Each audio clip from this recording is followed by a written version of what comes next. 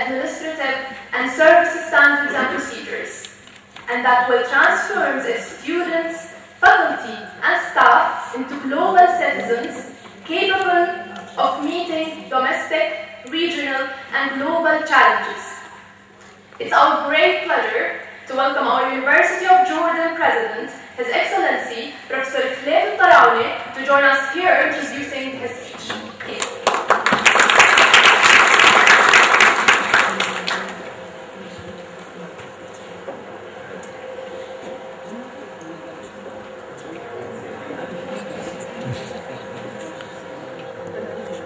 بسم الله الرحمن الرحيم. الحمد لله رب العالمين، والصلاة والسلام على النبي العربي الهاشمي الأمين سيدنا محمد عليه أفضل الصلاة وأتم التسليم. سيدتي صاحبة السمو الملكي الأميرة بسمة بنت طلال المعظمة حفظه الله،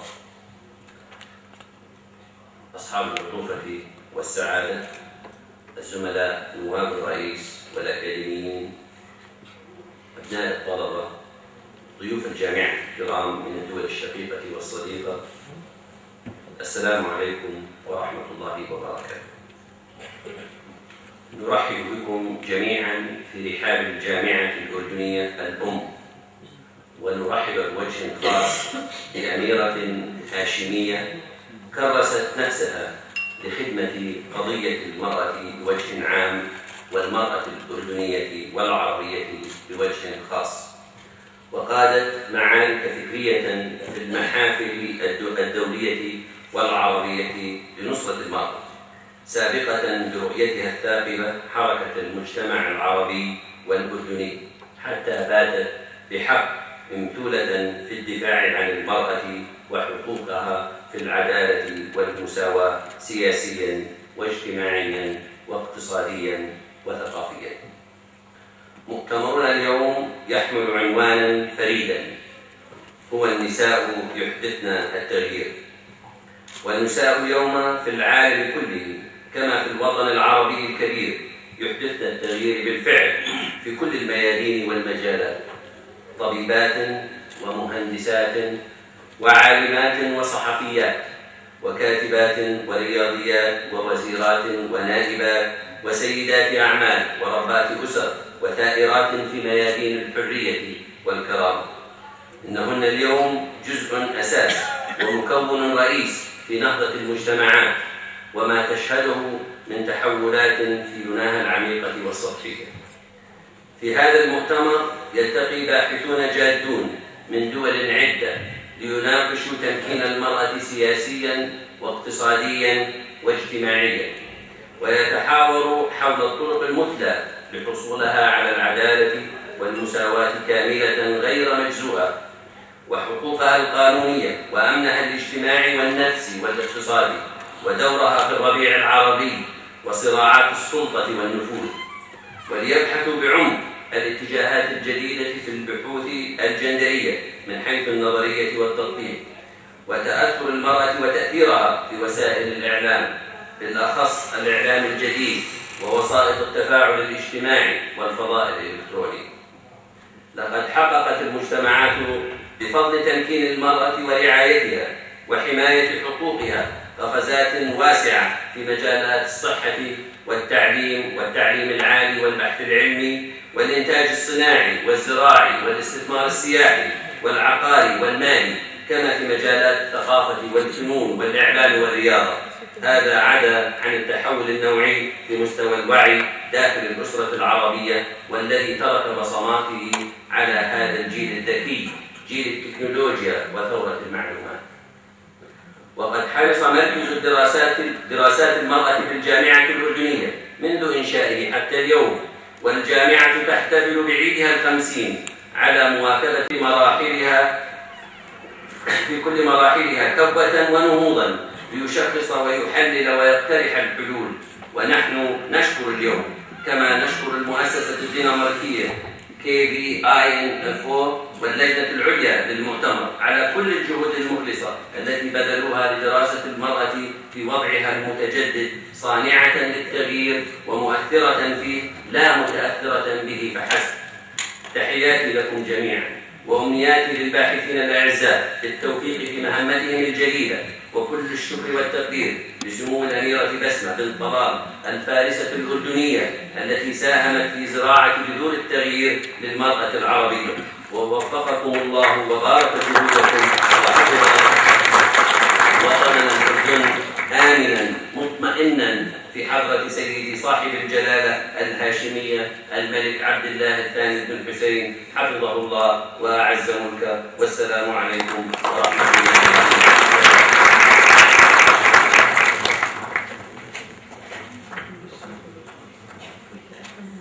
Thank you, Your Excellency. As an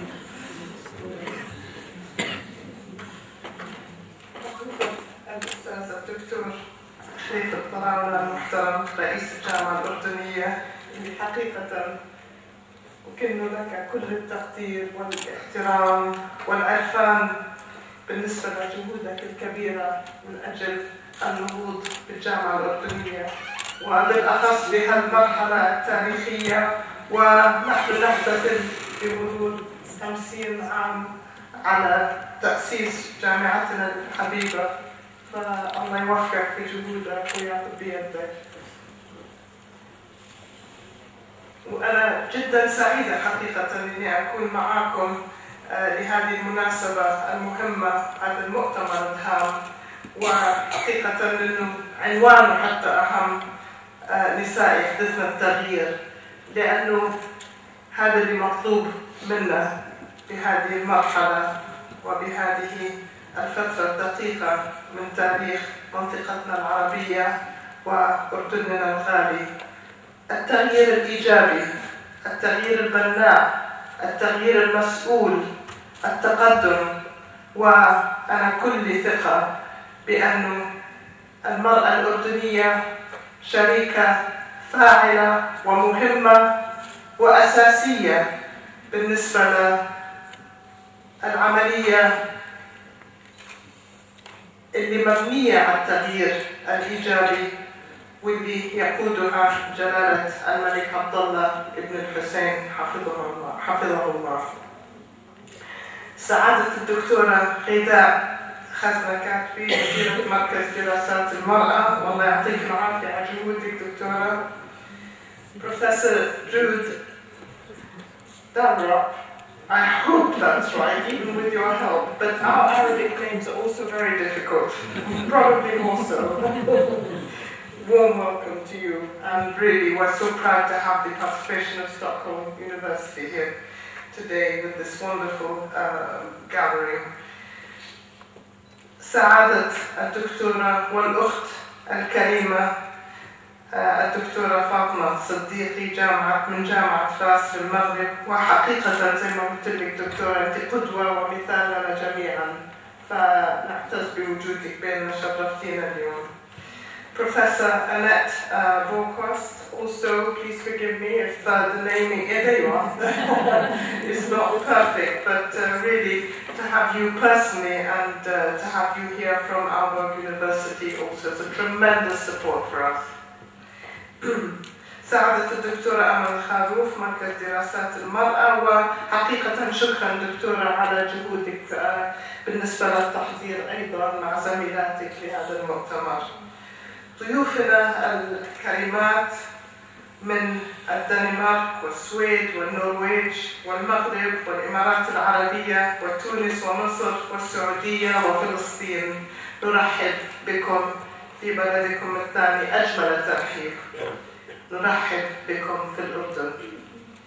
أسرة الجامعة الأردنية الأفاضل، حقيقة أسرتي، وقديش سعيدة إني فعلا أرى الوجوه الطيبة اللي كان لي شرف المشاركة معهم في مراحل مختلفة في تعزيز دور المرأة من خلال مركز دراسات المرأة في الجامعة الأردنية، والفضل لكم دائما.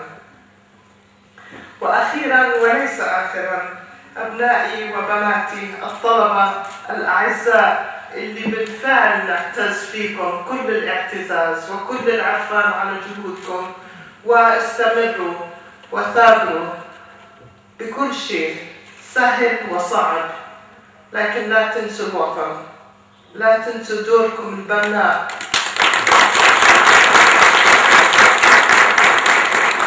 الوطن يتكل عليكم وكلنا نتكل عليكم، الله يحميكم وياخذ بيدكم.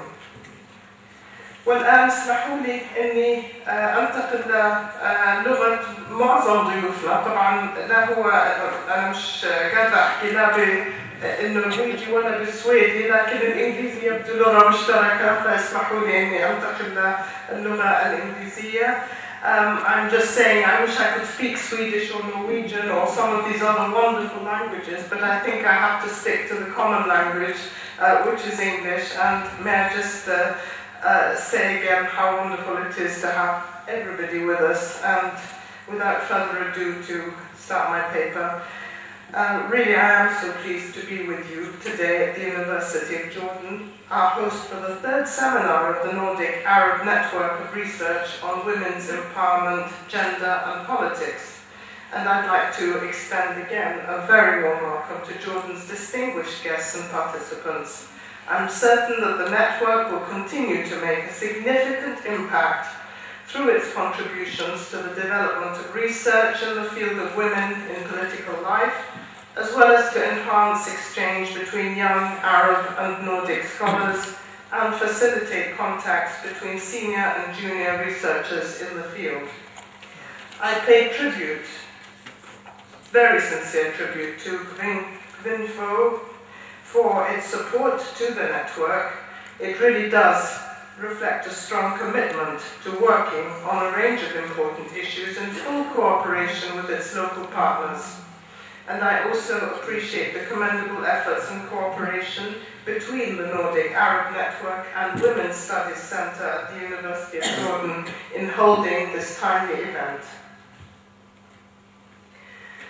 This seminar on women making change takes place at a critical time in the history of the Arab region, which is witnessing different countries that are forging ahead in their quest for political reform, advancing democracy, and expanding opportunities.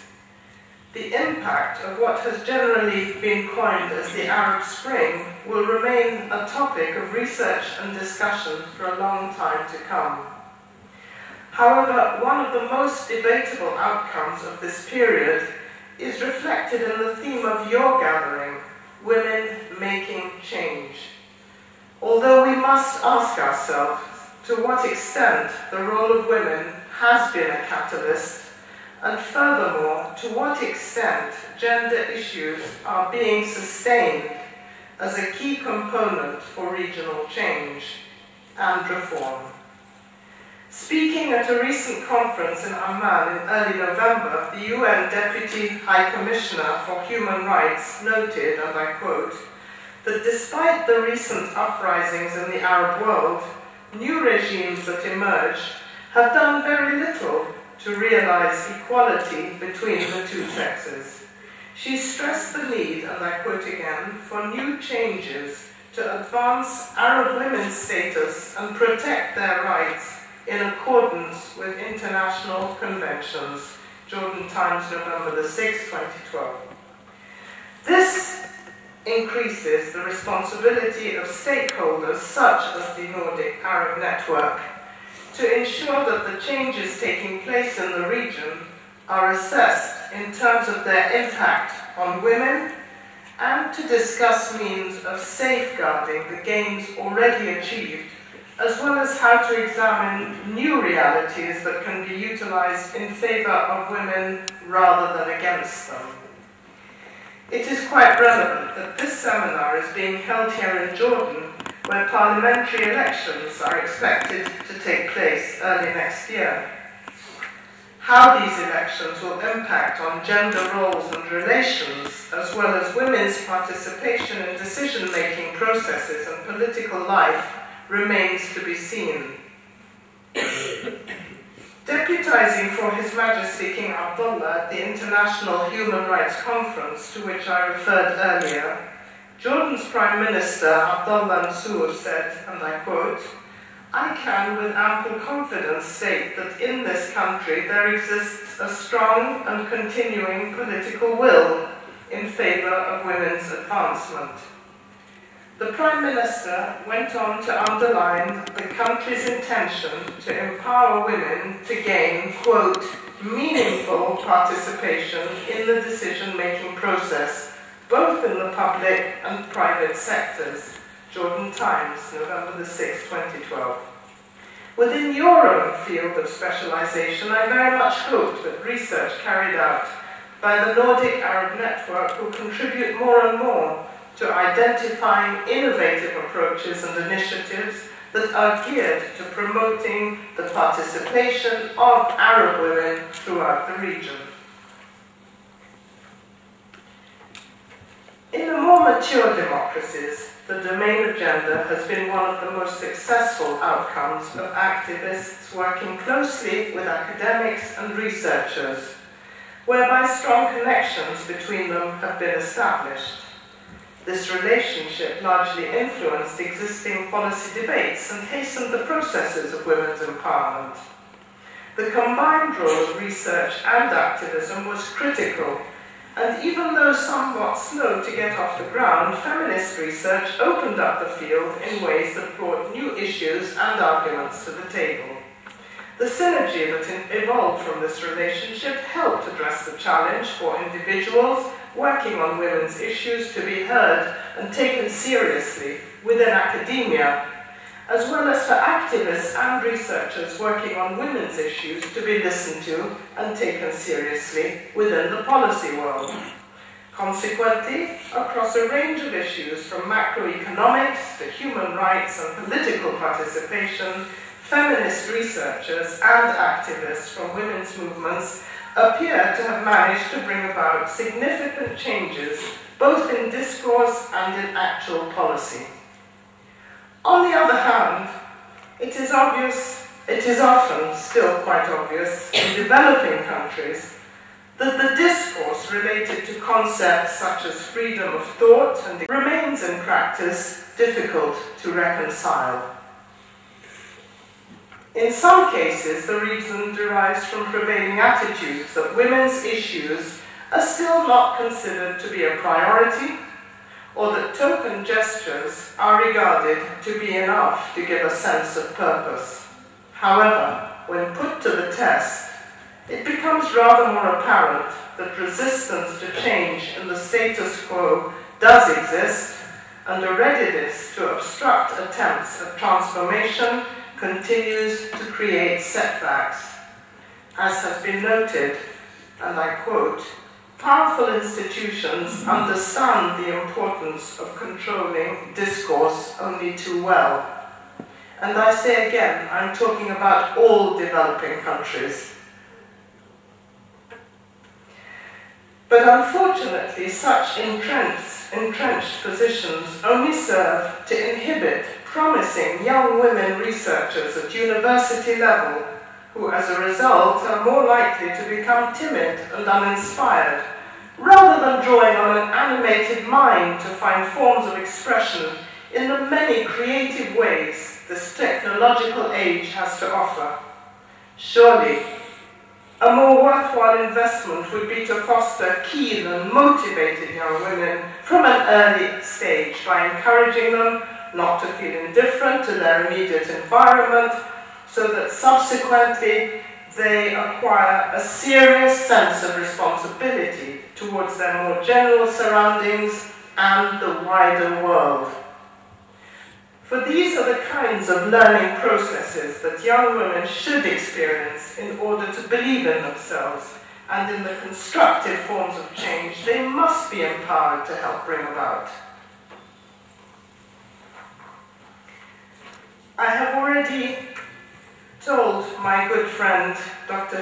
Tarana that I will be talking about a subject which has been a subject of discussion here in Jordan and outside over the last few months.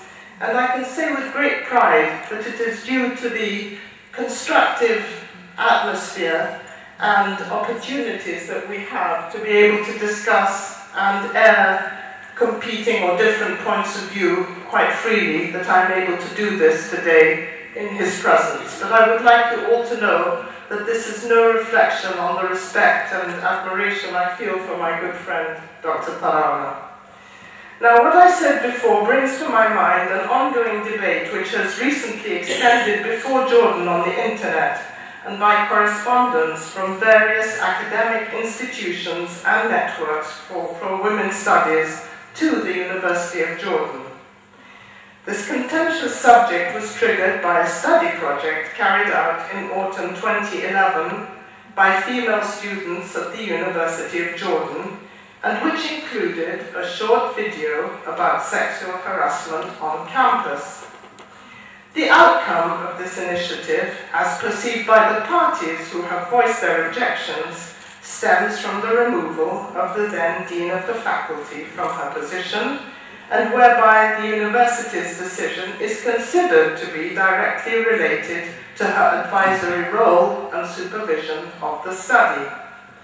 Consequently, opposers of the measures are of the opinion it represents a violation of academic freedom, and as such, this view has formed the basis for the current dispute.